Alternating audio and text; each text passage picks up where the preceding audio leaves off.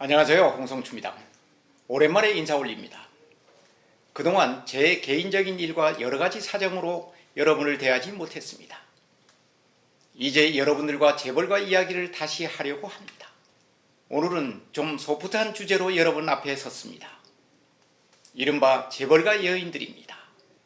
재벌가 여인들은 재벌가 딸들로 태어나 그야말로 다이아몬드 삶을 살고 있는 여인들과 재벌가 집안으로 시집가 안방마님에서 마구 실세로 있거나 경영인으로 변신해 활동하는 케이스를 말합니다. 그들은 과연 누구이며 어떤 삶을 살았고 현재 어떤 위치에 있는지 궁금하지 않을 수 없습니다. 이제 재벌가 딸들은 단순한 유산 상속자가 아니라 당당하게 경영에 참여해 경영권을 행사하는가 하면 경영권을 달라고 소송을 제기하는 경우도 다반사로 일어나고 있습니다. 그런 차원에서 재벌가 여인들을 조망해 보고자 하는 것입니다. 재벌집 사람들을 만나면 하나같이 하는 얘기가 아들보다 딸로 태어난 것이 더 축복이다라는 말을 합니다. 아들로 태어나서 경영권을 물려받아 황제처럼 사는 것이 좋지 않냐고 물으면 황제가 되기 위해 서바이벌이 치열하고 기업을 이끌면서 얼마나 치열하게 사는지 아냐고 되묻는 것입니다. 부친으로부터 많은 재산을 물려받아 평생 사모님 소리를 들으며 풍족하게 사는 것이 더 행복하다는 뜻입니다. 물론 일리가 있습니다. 재벌가 아들들은 기업을 물려받기 위해 형제들 간 치열한 경쟁을 해야 하고 또 물려받아도 선대로부터 물려받은 기업을 키우기 위해 온갖 시련과 역경을 견뎌야 합니다. 그러나 딸들은 일정한 재산을 물려받아 남편 사업에 도움을 주거나 아니면 그 돈으로 평생을 편안히 보내면 됩니다. 이러한 평범한 재벌가 딸들이 일상에도 3세, 4세에 이르러서는 변화가 옵니다. 기업 분할을 당당하게 요구하거나 경영에 직접 참여하기 시작한 것입니다. 2세 딸들은 주로 국내 대학에서 가정학이나 예술을 공부해 흔히 얘기하는 현모양처로 길러졌다면 3세, 4세 딸들은 대부분 외국 유학을 하고 전공도 경영학 등 다방면으로 이루어지고 있습니다. 그녀들의 역할도 자연 많아진 셈입니다. 일부 재벌 집안에선 딸이지만 오빠나 남동생과 경쟁에서 이겨 경영인으로서 당당하게 생활하고 있습니다. 어떤 딸들은 이혼 후 경영인으로 변신해 활발하게 활동하기도 합니다. 이제 재벌가 딸들은 단순한 한 집안이 여식이 아니라 우리나라 경제를 이끄는 한 축으로 봐야 한다는 시각도 존재하기 시작했습니다. 단순한 재벌가 딸에서 인정받는 여성 경제인으로 있는 사람들도 여럿 있습니다. 제가 2005년 서울신문 산업부장을 할 때 재밌는 전수조사를 한 적이 있습니다. 재계인맥 혼맥 대탐구라는 시리즈를 1년 넘게 기획하면서 재벌가 딸들이 이혼 현황을 살펴본 것입니다. 가계도를 그리려면 당연히 배우자를 기재해야 하는데 딸이 배우자는 공란으로 돼 있는 경우가 많았습니다. 결혼할 정년기가 지났는데도 배우자가 없는 경우는 대부분 이혼했기 때문으로 해석했습니다. 배우자가 사별했을 때는 사별로 표기했었습니다. 당시 우리나라 이혼율은 통계청 자료에 의하면 11%를 조금 넘는 수준이었습니다. 그러나 30대 그룹 딸들이 이혼율은 일반인들보다 훨씬 많은 30%에 이르렀습니다. 10명 중에 3사람은 이혼했다는 사실입니다.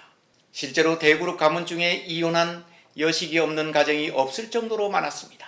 아들보다 딸들이 더 이혼율이 높았음을 알았습니다. 아마 가부장적인 집안 내력과 아들이 이혼하게 되면 재산 분할 등 여러가지 복잡한 문제가 생겨 이혼이 많지 않았을 것으로 분석했습니다. 반면 딸들은 대부분 좋은 집안과 결혼했거나 학벌이 우수한 신랑을 만나 결혼 생활을 영위했지만 결혼 생활은 순탄하지 않은 것 같았습니다. 근 20년이 흐른 지금은 아들이나 딸이나 상관없이 이혼하고 있습니다. 창업 세대와는 완전히 다른 양상입니다. 창업회장 세대에는 사실혼 관계에서 딴 살림을 차렸어도 이혼은 하지 않았고 남편이 다른 여자와의 사이에서 아이가 있어도 숙명처럼 호적에 올리고 부인으로서의 역할을 다 했습니다. 삼성 이병철 회장이 그랬고 정주영 현대그룹 회장도 마찬가지였습니다. 대농그룹 박용학 회장이나 두산그룹 박두병 회장도 사실혼 관계에 있는 부인이 따로 있었습니다. 대신그룹 양재봉 회장 역시 사실혼 관계의 여인이 있었고 하일합섬이 김만수 창업회장 또한 본부인 외에 다른 여인이 있었습니다. 이들 사이에 자식도 있었지만 이혼은 하지 않았습니다. 창업 2세지만 1세나 다름없는 동아제약 강신호 회장은 나이 80이 다 돼 황혼 이혼을 해 화제가 된 적이 있습니다. 두 번째 부인을 호적에 올리고 두 번째 부인한테서 난 아들을 그룹 총수로 앉혀 얘기거리를 생산해내기도 했습니다. 창업 회장과 달리 2세, 3세 총수들은 이혼도 다반사로 일어났습니다. 쌍용 김석원 회장이나 동아건설 최원석 회장이 본처와 이혼 후 새 가정을 꾸린 케이스고 3세에 이르러서는 수없이 많은 총수가 이혼합니다. 대표적인 예가 이재용 삼성 회장, 정용진 신세그룹 부회장, 최태원 SK그룹 회장, KCC 정몽익 부회장 등 수없이 많습니다. 여기서 최태원 회장은 지금도 지리한 이혼 소송을 벌이고 있습니다. 재벌 총수는 이혼하지 않는다는 통념을 깨트린 것입니다. 재벌가 딸들은 이름을 다 열거하기도 힘들 정도로 많은 사람이 이혼했습니다. 주요 그룹 총수 집안에 이혼 안 한 딸이 없다고 해도 과언이 아닐 정도입니다. 삼성 이병철 회장이 집안을 보면 2세는 딸 5명 중에 이혼한 사람은 한 사람에 불과했지만 3세에 들어서는 이부진 호텔신라 사장이 이혼했고 CJ그룹 이미경 부회장도 이혼했습니다. 현대차그룹에는 정몽구 회장이 셋째 딸인 정윤희 씨가 이혼했습니다. 정윤희 씨는 이혼 후 경영 활동을 활발히 하고 있어 주목을 끌고 있습니다. LG그룹에는 반개 회사까지는 파악이 안 될 정도로 많지만 직계 중에는 구인회 창업주의 둘째 아들인 구재학 회장이 딸인 구지은 아오음 대표가 이혼해 활발하게 활동하고 있습니다. 구지은 씨 전 남편이 지상옥 전 국회의원이라는 사실은 잘 알려지지 않았습니다. 영화배우 심은하 씨와 결혼해 화제가 됐던 인물입니다. SK그룹은 최종현 회장이 외동딸인 최기원 씨가 결혼 후 얼마 안 돼 이혼했습니다. 최종현 회장 생전에 사위는 SK 사원 중에 고르겠다고 천명 후에 사위를 직원 중에 선택했으나 결국 파경하고 말았습니다. 롯데그룹은 신격호 회장이 큰딸인 신영자 씨가 오래전에 이혼했습니다. 신영자 씨는 신격호 회장이 한국 부인한테서 난 유일한 혈육이고 외동딸인데도 이혼한 케이스입니다. 한진그룹은 얼마 전 조양호 회장이 장녀 조현아 씨가 이혼 판결이 났습니다. 초등학교 동창인 의사와 결혼한 조현아 씨는 한때 갑질 욕설 파문으로 매스컴이 주목을 받았는데 이혼하면서도 여러가지 뒷말을 남겼습니다. 최근에 이혼한 재벌가 딸 중에 가장 화제가 됐던 인물은 아모레퍼시픽그룹 서경배 회장이 장녀 서민정 씨라고 할 수 있습니다. 민정 씨는 대한민국 최고의 명문 가문으로 통하는 중앙일보 그룹 홍석현 회장이 동생 아들과 결혼해 화제가 됐던 재벌가 딸입니다. 서경배 회장은 슬라의 딸만 2명이어서 사실상 민정 씨가 그룹 대권을 이어받는 것으로 여겨졌기 때문입니다. 특히 홍씨 집안은 삼성 이건희 회장이 부인인 홍라희 여사가 직계 가족이라 더욱 주목을 받으며 화려하게 결혼했지만 결혼 생활은 얼마 하지 못하고 파경을 맞고 말았습니다.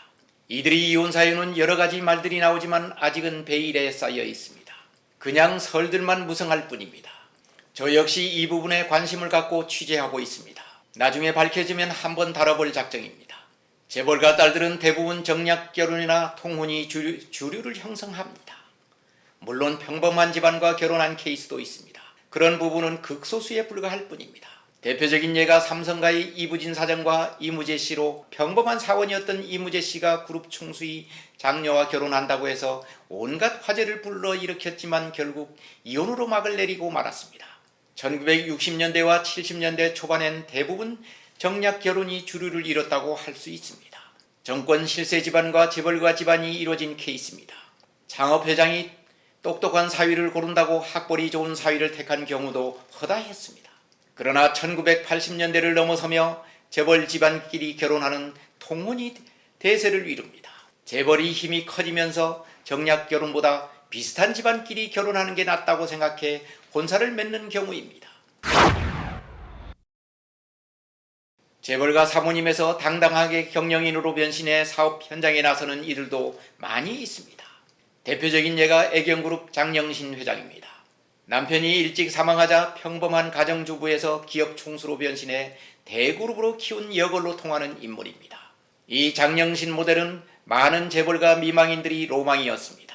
현대그룹 정몽원 회장이 부인인 현정은 회장이 그랬고 대신그룹 이어룡 회장도 남편이 타계하자 경영 전면에 나섰습니다. 대한전선 양기회 회장이나 울트라건설 박경자 회장 역시 남편이 사망하고 경영 일선에 나섰으나 그룹 경영권을 내놓아야 했던 아픈 역사를 만들고 말았습니다.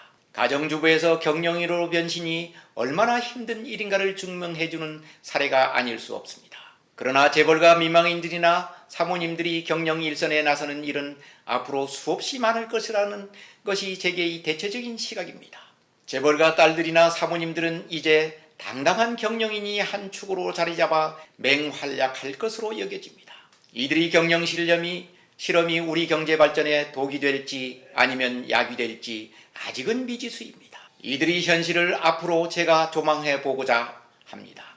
경청해 주셔서 감사합니다.